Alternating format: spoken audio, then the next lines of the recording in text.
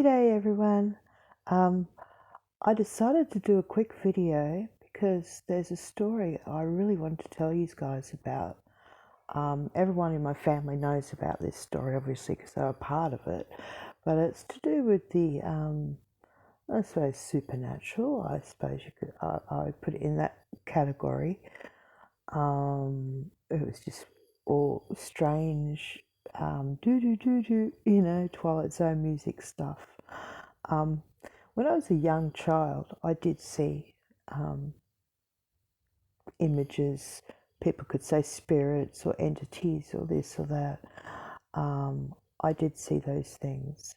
I went to my mum and I was very distressed about it, actually. And she tried to explain that that's, old such and such from some war that had died.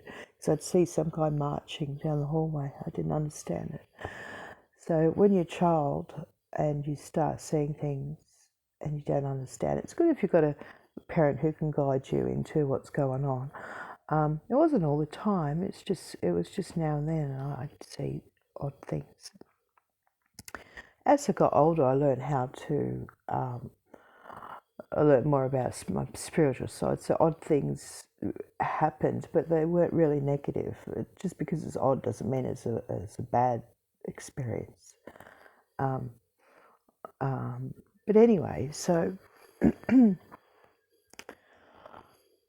this one, I love this odd story because it's to do with one of my children. I love my kids.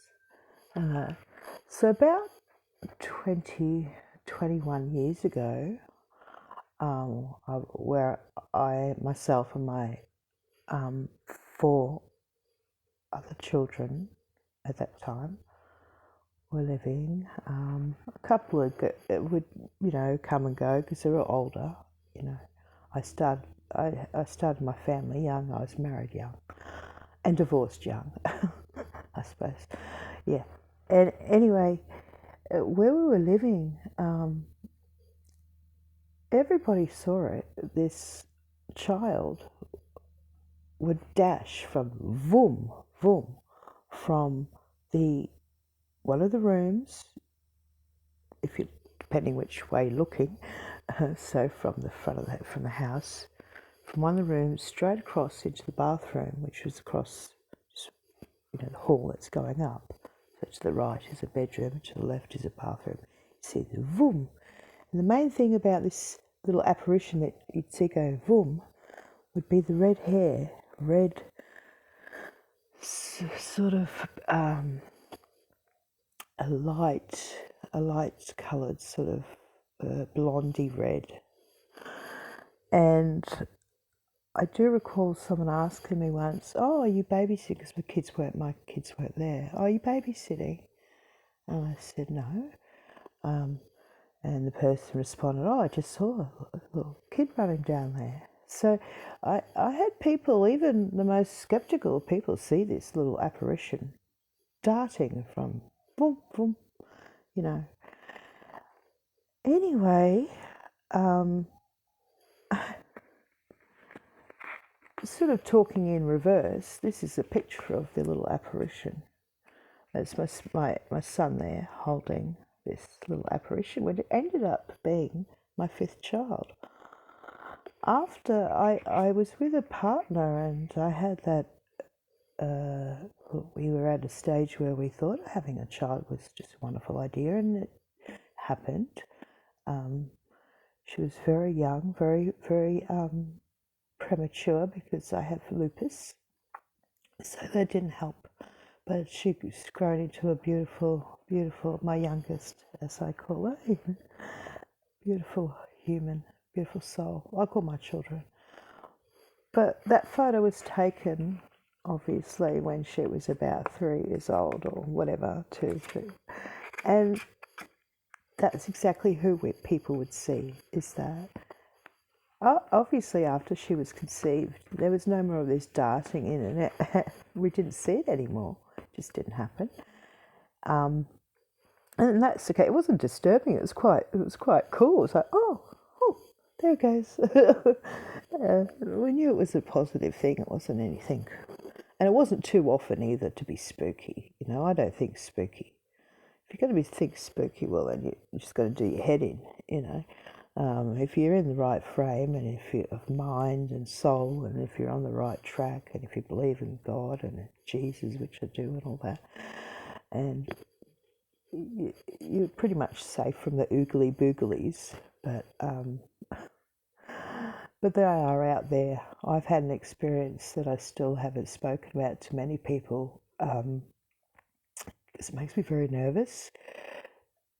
And it's to do with one of those cryptids that people talk about. And I'm scared of talking about my experience because I don't want to bring it back out into the ethers by talking about it. I'm like, so I have to put it down to maybe just let it go and be one of those question marks I wonder about, and that's that.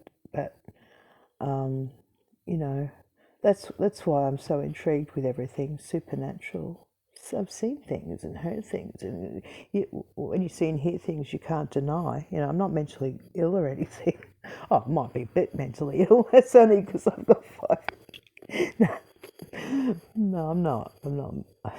I'm quite sane, other than my self-esteem problems. Well, you get that.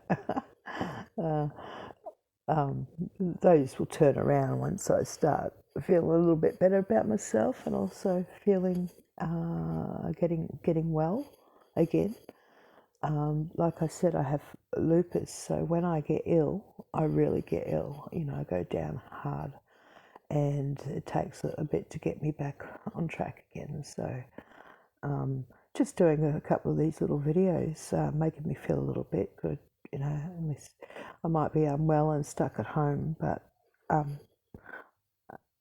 I've got my beautiful daughter here, so it's all good. I'm not alone. I've got my kids. We always speak on the phone, so I'm not alone. But it's just, excuse me. You might have heard me wheeze then. Let's see. This is where I've got to sort of take it a little bit easier too. So anyway, I just wanted to quickly share you that cute sort of story, because I think it's quite cool, because everyone saw it. They go, oh, and I will say too, though, the darting around here and there, when she was that young in this photo,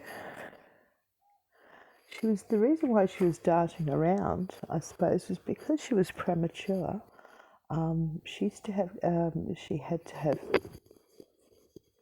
the down her throat. Her vocal cords got damaged, and that what happens with preemies or little children, little babies, when their vocal cords get damaged, is that they end up getting croup. Most kids might get chest infections, but it's because their vocal cords have been damaged, and it's something that time heals that. But because of them being on croup, because of them having croup, because she had croup, she had to be put on prednisone, like steroids. And imagine a little one that age on steroids. Oh my God, I used to go, oh, maybe I was too old for this. No, just joking. Why don't you keep running around everywhere? Oh, that's right, darting from there to there to there to there. And so, yeah, maybe it was something I foresee what was to come before she was conceived. But I like to think it was her waiting to be conceived. That's how I sort of say to her, oh, you were just waiting, letting everyone bloody know about it. Waiting to, jump into this world. Anyway, that's my little story for the day. I hope everyone in the world is doing fine. I mean, I don't watch the news. I have heard a few things, though. My kids send me TikToks to keep me up to date a little. But I know things are hard everywhere. We're all having it hard. We really are. I've got to go shopping, and I've got to, I can't just get what I want. I can't. I'm on a really tight budget, and and I'm blessed enough to have a home, a roof over my head. So people don't have that, and I sit and I feel really sad that there are people who are homeless. There are people who are disconnected, and they don't want to be disconnected. Just be kind. Be kind to yourself, though, first. I think that's important, to be kind to yourself. I've had to learn that. Not be kind to number one.